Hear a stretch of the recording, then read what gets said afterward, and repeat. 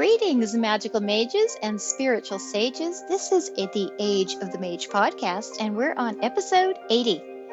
And this is going to be a short episode, but it's based on a dream I just had. Um, it's not so much the dream was long or complex in any way. I was simply doing some little task in the dream, and it was something maybe a little bit like filing or paperwork or something.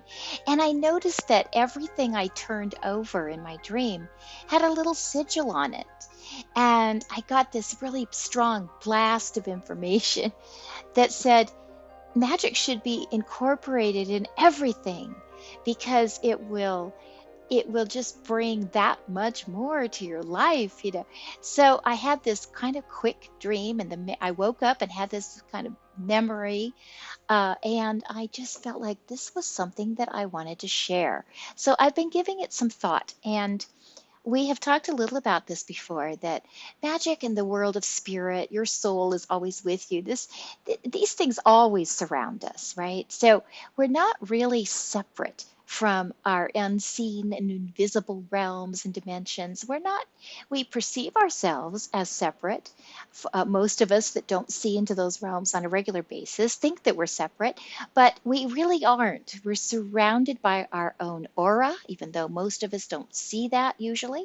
We're surrounded by etheric field, a personal etheric field that we've built up and that we fill with our emotions, our desires, and some of us are filling that up consciously. We bump into everyone else's fields. We have perhaps pets, animals with their personal fields. We have plants around us, so we have those to contend with. And then we also have the other dimensions, the ones that I think, are going to see more and more as our Earth changes happen, and as the shift in frequencies and density begins to happen. I think we're going to be more and more aware of our neighboring dimensions, our overlapping and other realms that are so close to us that we don't realize. So we really dwell in a magical universe all the time. Our lives, we walk around with all these things humming around us all the time. We're just out of the frequency, as if we aren't tuned in to that channel on a radio. And so we're blocked from it intercepting us all the time. And then we go into sometimes where they do cross over into our 3D reality, and we see something that we can't explain, or we experience a whole bunch of synchronicity, for a few days, and we enter kind of this magical zone, or perhaps our dream is more real than ever, or we astral project. Something happens that, helps us realize that's right. I'm not just walking around in a 3D, body all the time. I'm connected to all these other types of energies, and then we get reminded when those things happen. We're reminded of this fact, and we hold it for a while, and then it kind of slides away from us because that this world becomes so real to us again, and we so easily slide back into physical reality dominating our thoughts, and we kind of forget, right? So all these things obviously surround us. So we all are different in how much we use our spiritual gifts or our magic, our magical practice, how much we rely on other dimensional types of allies and entities. We're all very, very different, unique. And some of us, don't even have any outward appearance at all in our 3D world, that we believe in the powers of magic. We don't have an altar somewhere. We don't have sigils over the doorway. Nobody that enters our home would know what we think about these things necessarily, because maybe we haven't incorporated very many tools that can be observed in the 3D world into our lives yet. Others of us, we just, relish the thought of bringing more and more things into our 3D world domains, and we have an altar in every room. We have tools everywhere. We have crystals on every shelf. We have, signs and sigils on every portal, every doorway, every window. So it just depends on our personalities, how much we demonstrate our magical links by bringing them into our lives is as visible and tangible tools and signs. So this talk is a little bit along those lines.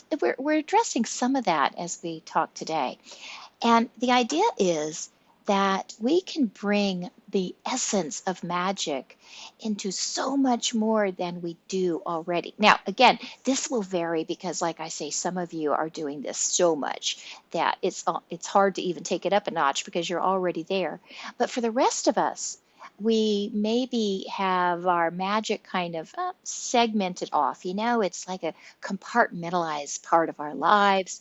We go to a certain little space when we decide to meditate, but the rest of the time, we live in our world.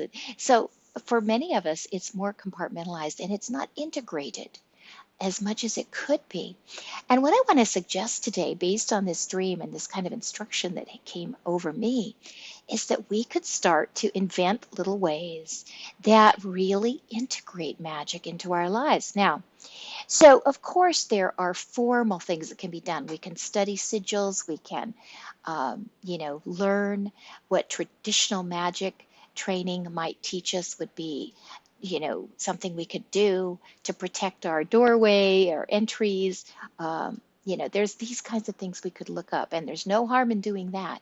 But what I saw was almost more of this individualized, very personal way of approaching this. And so what I'm getting at here is, like, let's say that you have a filing drawer, beside you on your desk or something, and it's where all your bills go when you get your bills. And you kind of have a resistance to that drawer and that bills and cleaning it out, whatever. You don't need a magical sigil that's been handed down for centuries necessarily for this exercise. But what I was shown was that you design something yourself, whether it's a couple words, whether it's an image, whether it's a little logo, whether it's just a scribble, a doodle. You place something on that file that brings the energy to the file that you want. So let's say you have a fear you can't pay the bills. You could offset that by putting something on the file that says, I can go through these, no problem here. Whatever occurs to you, uh, there's going to be a way to handle these. Whatever brings relief to you. You purposely kind of charge a couple words or an image and kind of tape it right to that file, and that's all there is to it. You have incorporated something of yourself that's beyond the 3D. You've pulled in some personal magic, some personal spiritual power, and you've placed it somewhere with an intention. Okay. So what if we just started doing this more and more? What if we were, just placing magic around our house all the time? It doesn't always have to be in the sign of an actual piece of paper we tape somewhere. We could charge an object. Let's say we have a bookshelf, and on that bookshelf is a vase. You could say, vase, it is your job to gather up, all the, you could go either way. Like you could charge the vase with gathering up the negativity in the room and then going out and symbolically emptying that vase out every day. Or you could even charge the vase with gathering up happiness and joy and then just spreading that around your room. Your imagination is where you're going to go for this. And what I was shown in the dream and what I'm kind of getting at is how we could start infusing our entire environment that we're in with magic so much more easily than we might think. Not everything we do requires a very specific ritual or calling on, our highest dimensional allies. Those all have a place, of course. And if you are more of the spiritually inclined, of course, your prayer work and things become important, and that changes your overall vibration in your home. But these are little things that you can tuck away into your home, and pretty soon they will start connecting with each other. So let's say I'm sitting in my room right now.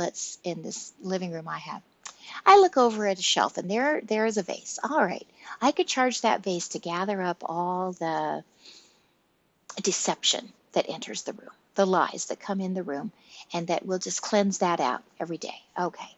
But then next to it, I have kind of a cinnamon, one of those cinnamon scented brooms that you get at Christmas time out of the straw.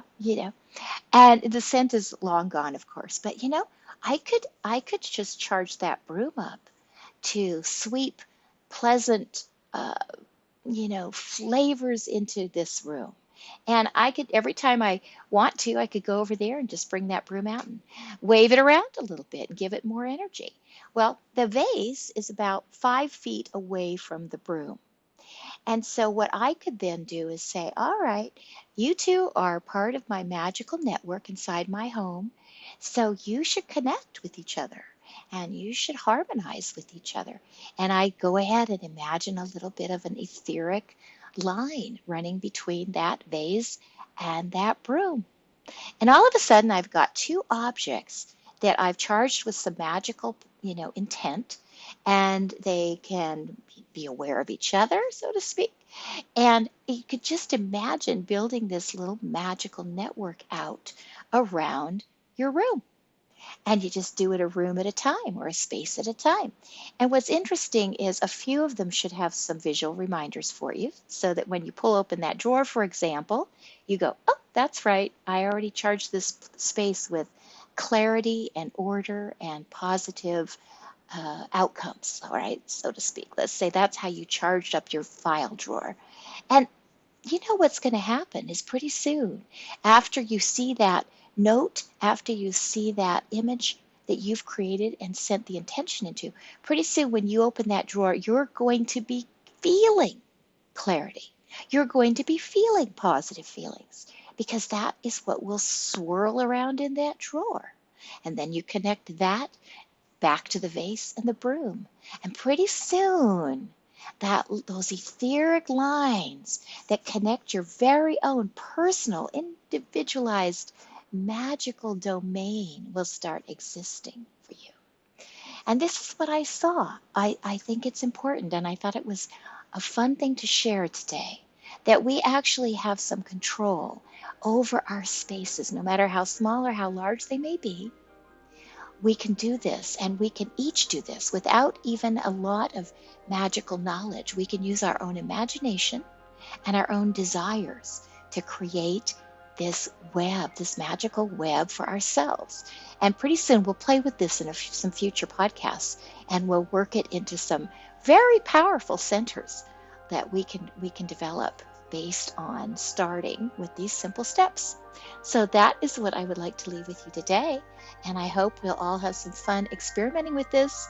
And please don't hesitate to share if something interesting comes about in your life after you do this. Thank you so much. Thank you for being here and for listening. And I will return shortly. And I will say goodbye for now.